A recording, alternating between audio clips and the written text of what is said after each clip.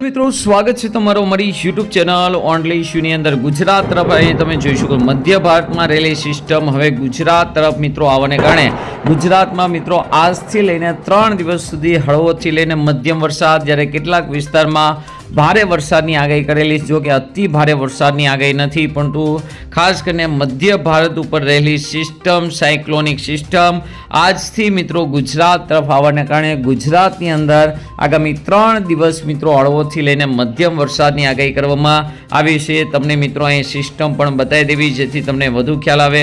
અહીં તમે જોઈ શકો છો જે સિસ્ટમ છે એ મધ્ય ભારત ઉપર હતી અને મધ્ય ભારતવાળી જે સિસ્ટમ છે આ સિસ્ટમ મિત્રો ગુજરાત ઉપર આવી રહી છે। અહીંયા તમે જોઈ શકો છો ગુજરાત ઉપર આવવાને કારણે ગુજરાતની અંદર મિત્રો હળવોથી લઈને મધ્યમ વરસાદ આગામી 3 દિવસ સુધી કરવામાં આવી છે। તો આજના વિડીયોમાં મિત્રો આપણે એ જ વાત કરવાના છે ગુજરાત ઉપર ભારે વરસાદની આગાહી કેવી છે, કયા કયા જિલ્લામાં કેટલો વરસાદ પડી શકે છે, આગામી 15 દિવસ વરસાદને લઈને કેવા રહેશે તેને લઈને જ વાત કરવાના છીએ।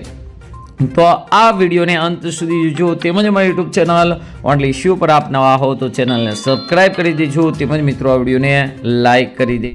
મિત્રો જે મેપ જોઈ રહ્યા છે તે આઇકોન મેપ છે અને આઇકોન મેપ પ્રમાણે તમે જોઈ શકો ગુજરાતનું વાતાવરણ છે એ મિત્રો તડકાવાળું અને ક્યારેક મિત્રો ખાસ કરીને હળવો છાંયો, બાકી ભારે વરસાદ કે એકદમ વાદળછાયું કે ઝરમર વરસાદ નથી। પરંતુ અહીંયા તમે જોઈ શકો જે સિસ્ટમ છે, જે વરસાદ છે તેનો મેપ અહીંયા તમે જોઈ શકો છો। ગુજરાતની અંદર વાદળછાયું વધારે વાતાવરણ છે, પરંતુ ખાસ કરીને ભેજ વરસતો ન હોવાને કારણે ગુજરાતની અંદર ઢક રહે છે, પણ જોઈએ એવો વરસાદ છે જોવા મળતો નથી। પરંતુ આજથી જ મિત્રો ધીમે ધીમે વરસાદની શરૂઆત થશે। સૌપ્રથમ મિત્રો ખાસ કરીને ઉત્તર ગુજરાતના ઘણા વિસ્તારમાં આજે 1 ઇંચથી લઈને 2 ઇંચ સુધીનો વરસાદ જોવા મળે। આજના દિવસે સિસ્ટમ હજી મધ્ય ભારત તરફ છે।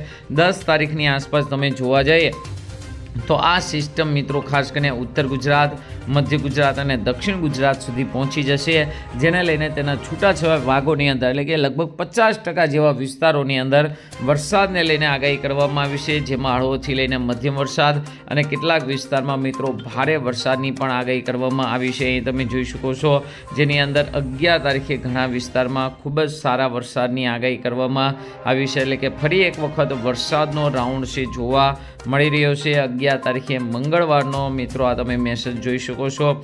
ખાસ કરીને 12 તારીખે પણ વરસાદને લઈને આગાહી છે, અહીં તમે જોઈ શકો, એટલે કે સિસ્ટમ છે ગુજરાત ઉપર આવી જવાને કારણે અહીં તમે જોઈ શકો છો સંપૂર્ણ ગુજરાતની અંદર, જેમાં કચ્છનો છેવાડાનો ભાગ લઈ અને છેક મિત્રો ખાસ કરીને દક્ષિણ ગુજરાત હોય કે સૌરાષ્ટ્ર હોય તમામ વિસ્તારોની અંદર હળવોથી મધ્યમ વરસાદ જોવા મળશે, જે ખેતીના પાક માટે મિત્રો જીવનદાન મિત્રો આપવાનો છે, એટલે કે ખૂબ જ સારું રહેવાનું છે।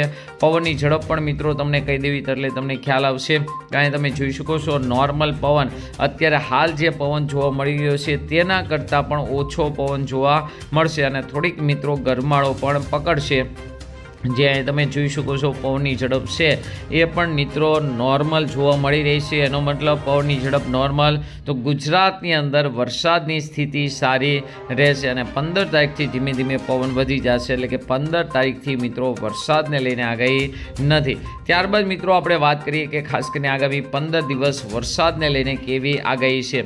તો અહીં તમે જોઈ શકો છો આપણે મિત્રો જે પેટર્નની વાત કરી હતી, અગાઉના વિડીયોમાં પણ વાત કરી હતી, જ્યાં સુધી આ પેટર્નની અંદર વાવાઝોડા નહીં બને ત્યાં સુધી ગુજરાતની અંદર કોઈ સારા વરસાદ જોવા નહીં મળે। અહીંયા તમે જોઈ શકો કે આવો વરસાદ એટલે કે આવા વાવાઝોડાની પેટર્ન નહીં બને ત્યાં સુધી ગુજરાતની અંદર કોઈ સારો વરસાદ જોવા નહીં મળે। આવી રીતે એટલે કે ઉપરી આવી રીતે વાવાઝોડા છે એ બંગાળની ખાડીમાં છે, ઇન્ડોનેશિયા દેશ છે, મ્યાનમાર છે, દક્ષિણ ચીનનો દરિયા કિનારો છે, આ તમામ વિસ્તારની અંદર મિત્રો વાવાઝોડા બનવા જોઈએ, પરંતુ વાવાઝોડા નથી બની રહ્યા, તેને લઈને બંગાળની ખાડીમાંથી જે કાંઈ ભેજ આવે છે તે મિત્રો ખાસ કરીને જોવા જઈએ તો ઉત્તર પૂર્વના રાજ્યોની અંદર ખેંચાઈએ છે।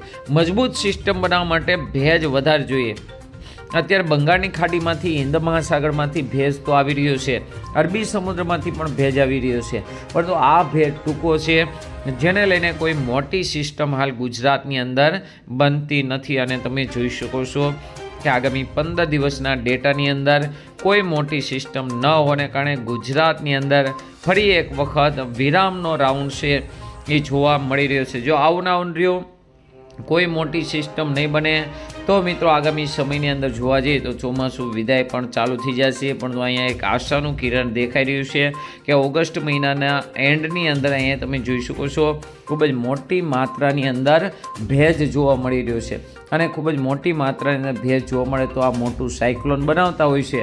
અને મોટું સાયક્લોન બને તો જ ગુજરાતને ફાયદો થતો હોય છે. તો આશા રાખીએ આગામી સમયની અંદર સારું બંગાળની ખાડી વધારે મજબૂત થાય અને ગુજરાતની અંદર ફરી એક વખત સારામાં સારો વરસાદનો રાઉન્ડ આવે તેવી આશા. આજના વિડીયોમાં આટલું જ. અસ્તુ. જય હિન્દ, જય ભારત.